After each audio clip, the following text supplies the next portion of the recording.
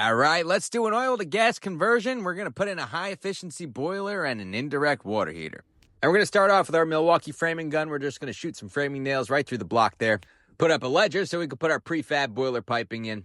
You've probably seen this piping in a couple of my other videos, building it in the shop. I build these boilers off of pictures from a salesman, and like a true salesman, they decided to purposely omit a lot of things from the pictures that were pretty important to me, and now I have to deal with them. Like, I don't know about you guys, but I thought that it would have been pretty important to include in the picture that the current water heater was actually in front of the electric panel. And said electric panel is going to be right next to the main beam of the house, which is also right next to the chimney. Had I known that, I would have built the board, put the boiler in the middle, the supplies on one side, the returns on the other.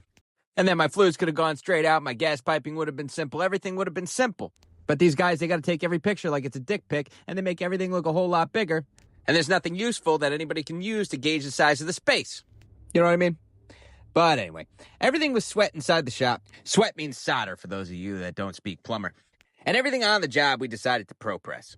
And one of the biggest reasons is we got multiple guys running around doing different things all the time. At a certain point of the day, everybody's just on each other's back. Check the hand leaning over my head there. And we got to get things done. Can't leave people a week without hot water.